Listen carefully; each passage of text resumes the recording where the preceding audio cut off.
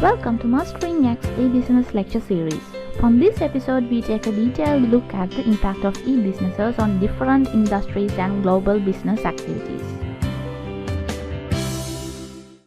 In the emerging global economy, the eBusinesses increasingly becoming a necessary component of business activities, and also it is a strong catalyst for economic development.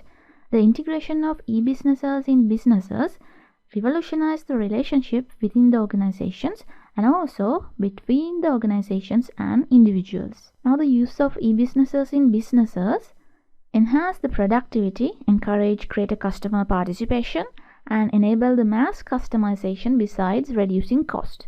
As an IT professional, you should be able to conceptualize how e-businesses can use to derive competitive advantage for your organization, as well as develop yourself as an e-business consultant. With its effect of leveling the playing field, e-businesses that have coupled with appropriate strategy and policy approaches enables small and medium-scale enterprises, SMEs, to compete with large and capital-rich businesses. On the other hand, developing countries given increased access to the global marketplace, so they can compete with and go together with more developed economies. Most of the developing countries are already participating in e-businesses as either sellers or buyers. Okay, now in e-businesses, we recognize there are three primary processes: production processes, customer-focused processes, and internal management processes. In the production processes, it is basically include procurement, ordering and refillment of the stocks, processing of payments, electronic link with the suppliers, and production control processes, etc. In the customer-focused processes, it includes promotional and marketing efforts, selling over the internet, processing of customers' purchase orders and payments, and customer support. In the internal management processes, it includes employee services, training, internal information sharing, video conferencing, recruiting, etc.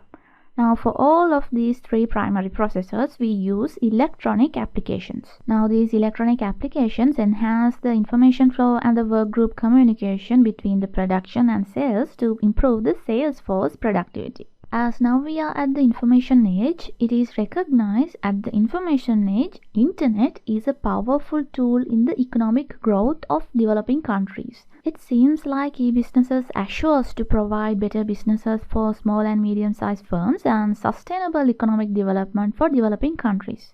However, this is premised on strong political will and good governance, as well as on a responsible and supportive private sector within an effective policy framework. So that talk was about the impact of the economy as a nation. Now we are talking about the impact of the transaction cost.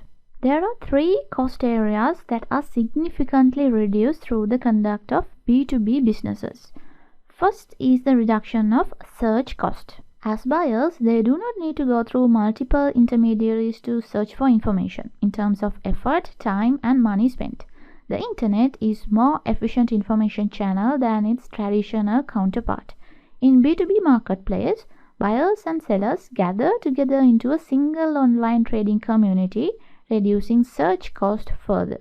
The second one is the reduction in the cost of processing transactions, as B2B allows for the automation of transaction process. The third one is the cost in inventory and logistic transactions. Because with the online order processing, we can reduce the delays that is happening in the inventory and logistic transaction management, and also the cost of managing physical stores. Here is another impact that is happening with the e-businesses: disintermediation. Through the B2B e-marketplaces, suppliers are able to interact and transact directly with the buyers, and thereby it eliminates intermediaries and distributors. In simple word, disintermediation means cutting down the middleman. Now, this disintermediation should be handled very smoothly. If not, a channel conflict may arise, as we discussed in the benefits and issues episode. Another area that is impacted with the e-businesses is the pricing. Among the more evident benefits of e-marketplaces is the increase in price transparency. As the gathering of large number of buyers and sellers in a single e-marketplace, it reveals market price information and transaction processing to all the participants. That is because we use the mode Internet. The Internet allows for the publication of information on a single purchase or transaction making information readily accessible and available to all the members in the e-marketplace. Now, this increased price transparency has the effect of pulling down the price differentials in the market.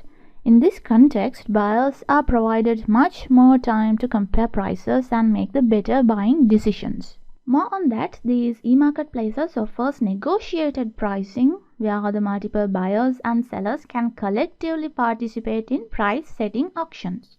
In such environments, prices can be set through automatic matching of bids and offers. And also, in this kind of a e-marketplace, the requirements of both the buyers and sellers are aggregated to reach competitive prices, which are lower than those resulting from individual actions.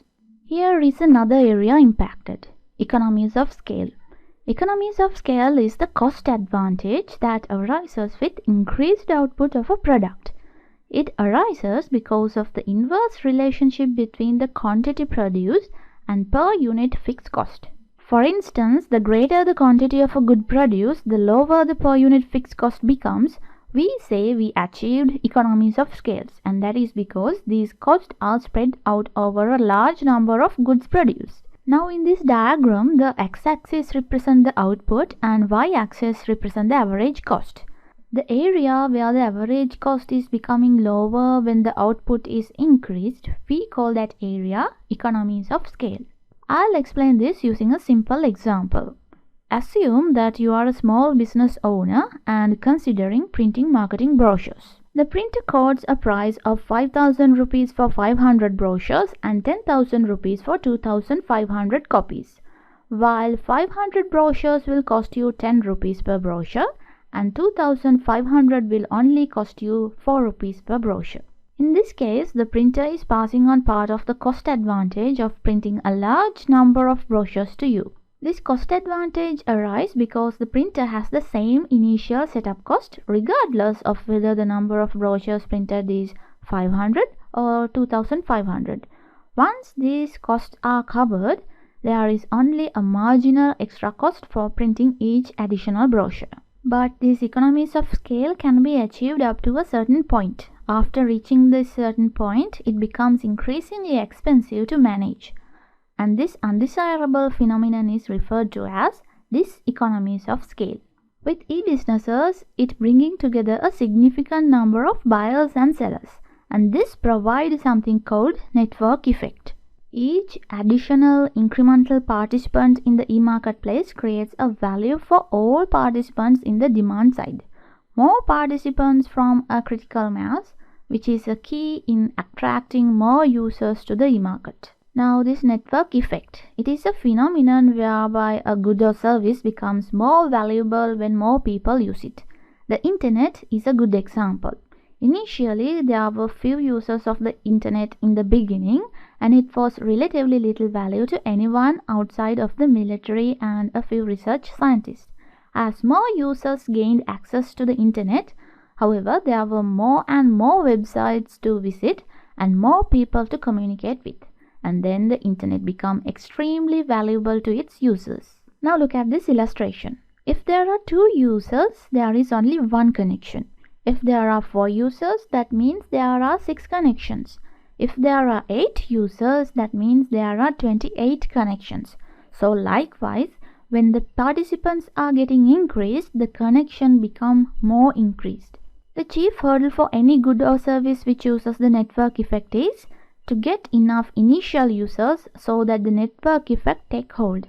The amount of users required for significant network effect is often referred to as critical mass. After the critical mass is attained, the good or service should be able to obtain many new users since its network offers utility. But if too many people use the good or service, a negative network effect can occur. In the internet analogy, having too many users on the internet can hypothetically cause the speed to deteriorate, decreasing utility for users. Thus, providers of goods and service which use a network effect must ensure that the capacity can be increased sufficiently to accommodate all the users. Here is the last impacted area in our agenda: impact on government. Governments can use the e-businesses in several ways to enhance the efficiency of its activities. For example, web-based purchasing policies will increase the transparency of the procurement process, and also it will reduce the risk of irregularities. However, up to this date, the size of B2G e-marketplaces as a component of total e-business is insignificant because the government e-procurement systems still remain undeveloped.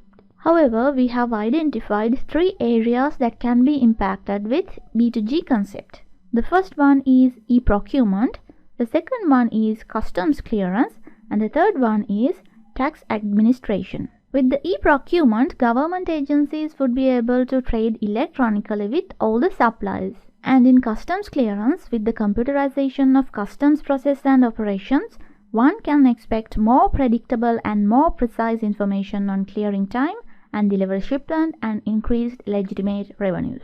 Now in the tax administration, it includes a system for electronic processing and transmission of tax return information, online issuances of tax clearances, permits and license, and an electronic process registration of businesses and new taxpayers, and etc. However, the e-business initiatives of the government are a measurement indicating whether or not the e-business infrastructure is available. This means that if government is unable to engage in e-procurement, secure records online, or have custom fees remitted electronically, then the private sector will also have difficulties in e-business uptake. And that's all what we got here in this episode. From this episode, we talked about several areas that e-business can impact on. See you again in another episode. Stay tuned with Mastering X.